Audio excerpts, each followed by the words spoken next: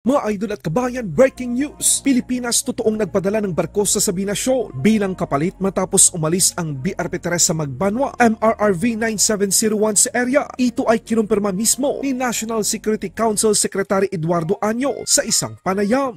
Actually, nagpadala na yung ating Coast Guard pero because of the weather, kailangan mag-shelter muna, no? Naka-shelter? Yeah, so tuloy-tuloy yan as soon as mag-improve yung weather. Kahit araw-arawin man ng China ang kanilang pakiusap at hiling sa Pilipinas na alisin ang mid-range missile system ng Amerika na nasa bansa ngayon, malabo itong mapagbigyan ng Marcos administration. Wala pang planong i-pull out yan. It would be the decision of the MDB, SEB, yung Mutual Defense Board. Dagdag pa dito, kinumpirma ng National Security Council na ito ang mga kakayahan na bibilhin ng Pilipinas para mapalakas pa ang Armed Forces of the Philippines. Wow na wow! The Typhoon missile launcher for our training and capability upgrading ng ating armed forces. Kailangan alam din natin kung paano mag-operate ito because in the future, ito yung mga equipment na gusto natin ma-procure. Matapos magkaparmahan ang Pilipinas at Japan sa isang reciprocal access agreement, South Korea ay kinukonsidera na rin ang pagkakaroon ng visiting forces agreement sa Pilipinas. Wow! Handa rin ang South Korea na magsagawa ng pagpapatrol sa West Philippine Sea, South China Sea kasama ang mga barko ng Pilipinas. Has been considering, has been giving a thought to the idea visiting forces.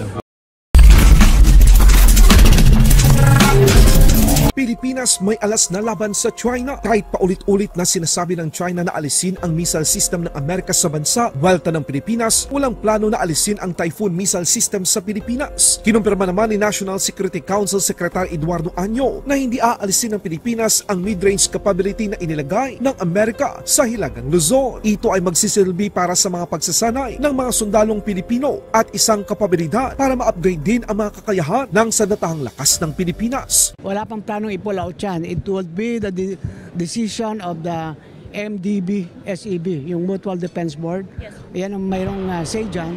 And there will be consultation. But for now, we need the what you call the Typhoon missile launcher for our training and capability upgrading ng ating armed forces. Kailangan alam din natin kung paano mag-operate ito because in the future, ito yung mga equipment na gusto natin ma-procure. Totoo nga naman mga kabayan, nagpapanik ang China, parang sirang plaka na nakikiusap ang China araw-araw na tanggalin ang US Typhoon missile system sa Pilipinas. Maswerte nga tayo mga kabayan dahil tayo ang unang bansang nilagyan at binigyan ng pagkakataon na maging pamilyar at magsasanay sa sistemang ito. Sa ibang balita naman mga kabayan, Pilipinas kumpirmadong nagpadala ng panibagong barko sa Escoda Shoal matapos umalis ang BRP Teresa Magbanwa MRRV 9701. Ang barko ay nakasilong lang dahil sa masamang panahon. Pero once na bumuti na ang panahon mga kabayan, aasahan na ito ay papasok at magpapatrol sa Escoda Shoal. Kakaibang strategy ang ginagawa ng Marcos administration. Pinapakinggan ang boses ng masang Pilipino.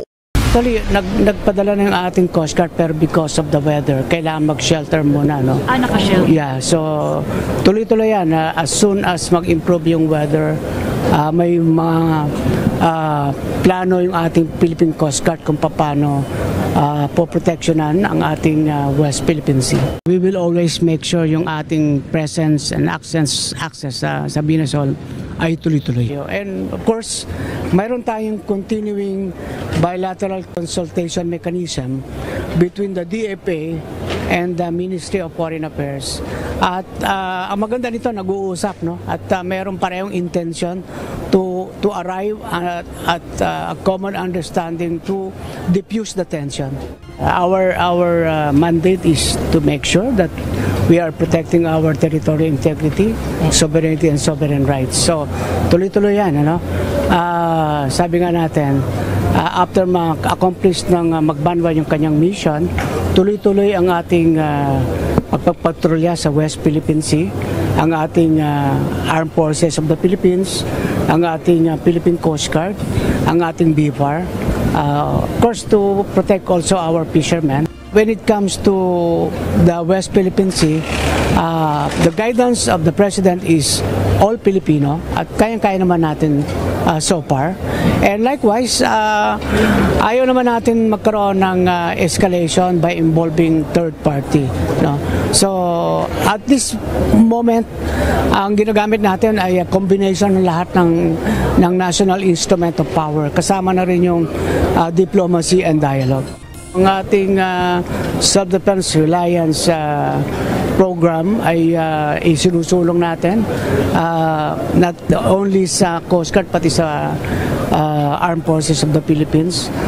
Nakikita natin na may mga capabilities ang ating mga ibang local companies dito, whether as a local company or in tandem with the foreign companies.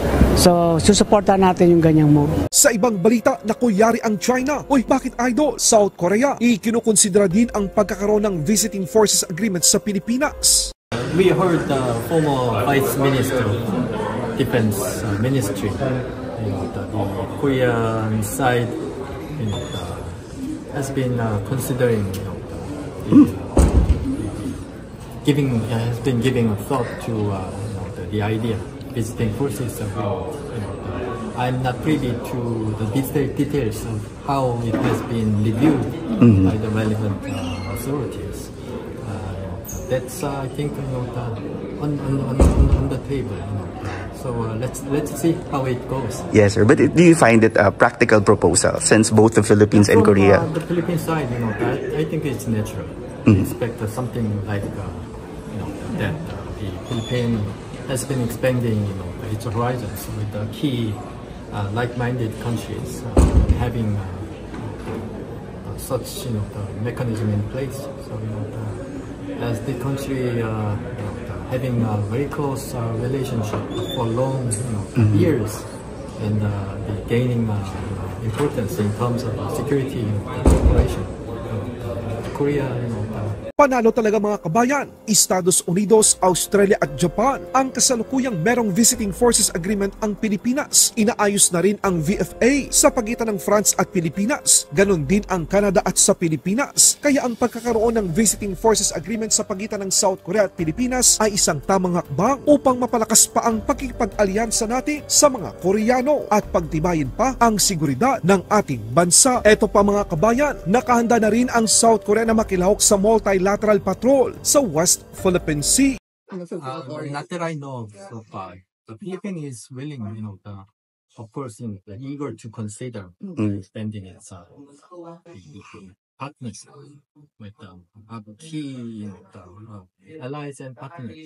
In the sense, I think Korea can be one of the top candidates in its maritime cooperation activities, whatever you call it. The squad, sir. Squad. Considered it from the part of the Korean government. Laban Pinas.